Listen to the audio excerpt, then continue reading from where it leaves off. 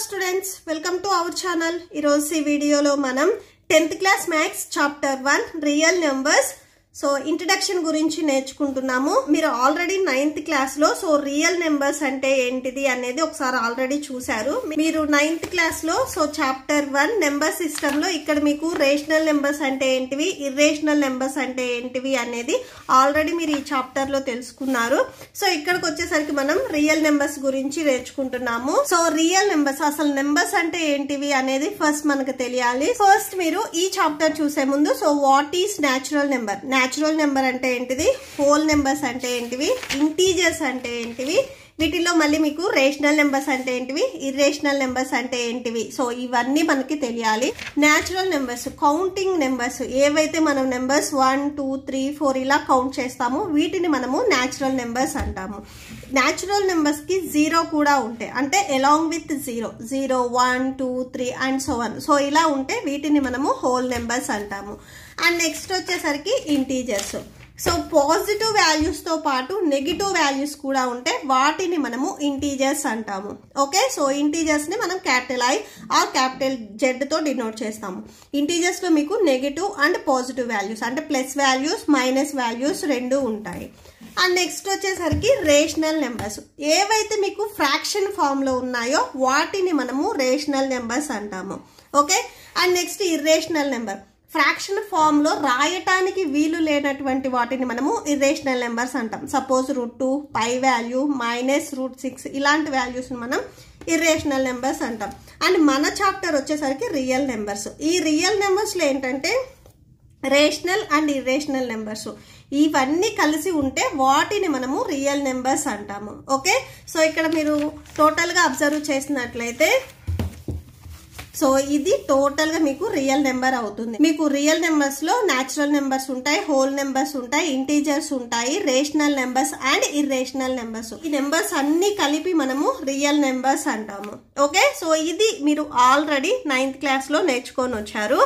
వీటితో పాటు మీరు ఆల్రెడీ 9th క్లాస్ లో so terminating and non terminating నేర్చుకొని వచ్చారు. టర్మినేటింగ్ అంటే మీరు ఏవైనా కానీ 2 నెంబర్స్ తీసుకొని డివైడ్ చేసినప్పుడు సో రిమైండర్ అనేది 0 వస్తే, మీరు పాయింట్స్ పెట్టుకొని డివైడ్ చేసినా కానీ లాస్ట్ లో రిమైండర్ అనేది 0 వస్తే దానిని మనము టర్మినేటింగ్ అంటాము. 0 కాకుండా నెంబర్స్ మీకు రిపీట్ అవుతానే ఉంటే వాటిని మనము నాన్ టర్మినేటింగ్ అంటాము. ఓకే, సో ఇవన్నీ మీరు ప్రీవియస్ క్లాస్ లో నేర్చుకొని వచ్చారు. అండ్ నెక్స్ట్ వచ్చేసరికి fundamental theorem of arithmetic. So ఈ థీరమ్ స్టేట్మెంట్ అనేది మీకు చాలా ఇంపార్టెంట్. నెక్స్ట్ పేజ్ లో ఇచ్చారు చూడండి theorem statement. Every composite number can be expressed as a product of primes. ఏదైనా ఒక కాంపోజిట్ నెంబర్ ని తీసుకున్నప్పుడు దానిని ప్రైమ్ నెంబర్స్ ప్రొడక్ట్ గా రాయొచ్చు అని చెప్తున్నారు. సో దీనికి మీకు what is prime number, prime number అంటే ఏంటిది, కాంపోజిట్ నెంబర్ అంటే ఏంటిది అనేది ఫస్ట్ మీకు తెలియాలి. సో ప్రైమ్ నెంబర్ అంటే చూడండి, సపోజ్ మనం 7 తీసుకున్నట్లయితే సో 7 వచ్చేసరికి మనకి 2 టేబుల్స్ లోనే వస్తుంది, 1 అండ్ ఇట్ సెల్ఫ్.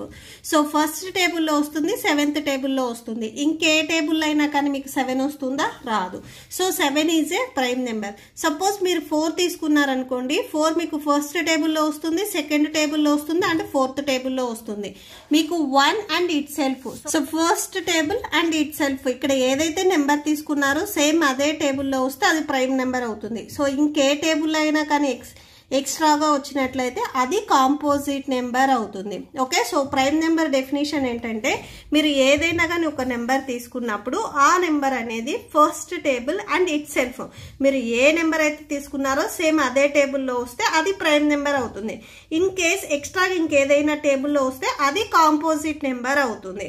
ఇక్కడ మీకు ఫండమెంటల్ థీరమ్ స్టేట్మెంట్ ఏంటంటే ఏదైనా కానీ ఒక కాంపోజిట్ నెంబర్ తీసుకున్నప్పుడు ఆ కాంపోజిట్ నెంబర్ ని ప్రొడక్ట్ ఆఫ్ ప్రైమ్ నెంబర్స్ గా రాయొచ్చు అని చెప్తున్నారు. సో 4 అనేది మీకు కాంపోజిట్ నెంబర్. సో ఇది ప్రైమ్ నెంబర్ కాదు, ఇది కాంపోజిట్ నెంబర్. ఈ 4 ని మీరు 2 నెంబర్స్ ప్రొడక్ట్ గా రాయొచ్చు, అంటే 2 × 2. ఈ 2 అనేది ప్రైమ్ నెంబర్, సో ఈ 2 కూడా ప్రైమ్ నెంబర్. సో మీకు ప్రైమ్ నెంబర్స్ స్టార్టింగ్ నుంచి ప్రైమ్ నెంబర్స్ ఏంటి అంటే 2 3 5 7 11 13 17 19 23 అండ్ సో ఆన్. సో వీటిని మనము ప్రైమ్ నెంబర్స్ అంటాము. సపోజ్ మీరు 10 అనే నెంబర్ తీసుకున్నారనుకోండి, ఈ 10ను కూడా మీరు ప్రొడక్ట్ ఆఫ్ ప్రైమ్ నెంబర్స్ గా రాయొచ్చు. So 2 5s 10, so 5 1s, so 2 into 5, 2 అనేది ప్రైమ్ నెంబర్, సో ఇక్కడ 5 కూడా ప్రైమ్ నెంబర్. సో ఏదైనా ఒక కాంపోజిట్ నెంబర్ తీసుకున్నప్పుడు ఆ కాంపోజిట్ నెంబర్ ని ప్రొడక్ట్ ఆఫ్ ప్రైమ్ నెంబర్స్ గా రాయొచ్చు అని చెప్తున్నారు. ఇది ఫండమెంటల్ థీరం స్టేట్మెంట్. అండ్ ఈ ప్రొడక్ట్ వచ్చేసరికి మీకు యూనిక్ గా ఉంటుంది అని చెప్తున్నారు. సో 10 కి మీరు ప్రైమ్ ఫ్యాక్టరైజేషన్ మెథడ్ చేసినట్లయితే 2 into 5 రాసుకోవచ్చు, ఆర్ దీన్నే మీరు 5 into 2 రాసుకోవచ్చు. సో ఎలా రాసినా గానీ మీకు ఆన్సర్ అనేది సేమ్ వస్తుంది. ఇంకా 10 ని ఏ 2 నెంబర్స్ ప్రొడక్ట్ గా రాయొచ్చా? సో చాలా మంది డౌట్ వస్తుంది ఇక్కడ 1 into 10 రాసుకోవచ్చు కదా అని. 1 అనేది మీకు ప్రైమ్ నెంబర్ కాదు. సో 1 ని మనం ప్రైమ్ నెంబర్ గా కన్సిడర్ చేయము, అండ్ 10 కూడా మీకు ప్రైమ్ నెంబర్ కాదు. ఇక్కడ ఏం చెప్తున్నారంటే ఏదైనా ఒక కాంపోజిట్ నెంబర్ తీసుకున్నప్పుడు ఆ కాంపోజిట్ నెంబర్ ని ప్రొడక్ట్ ఆఫ్ ప్రైమ్ నెంబర్స్ గా రాయొచ్చు అని చెప్తున్నారు. ఇక్కడ మీరు రాసేది ఏదైతే ఎక్స్ప్రెషన్ ఉందో సో ఇది మీకు యూనిక్ గా ఉంటుంది అని చెప్తున్నారు. సో 10 కి 2 నెంబర్స్ ప్రొడక్ట్ గా రాయగలము అంటే 2 into 5 అయినా రాసుకోవచ్చు, ఆర్ 5 into 2 అయినా రాసుకోవచ్చు. ఇంక ఏ 2 నెంబర్స్ ప్రొడక్ట్ చేసినా కానీ ఓన్లీ ప్రైమ్ నెంబర్, సో మీకు ఆన్సర్ అనేది రాదు. సో సపోజ్ 7 అనేది ప్రైమ్ నెంబర్, 11 కూడా ప్రైమ్ నెంబర్. ఈ 2 నెంబర్స్ ని మల్టిప్లై చేస్తే మీకు 10 వస్తుందా? రాదు, 77 వస్తుంది. సో ఈ 10 ను మనం 2 into 5 ఆర్ 5 into 2 ఇలానే రాయొచ్చు. యూనిక్ అంటే సో సేమ్ అంటే 1 ప్యాటర్న్ లోనే ఉంటుంది అని. ఓకే, సో ఇది మీకు ఫండమెంటల్ థీరం స్టేట్మెంట్.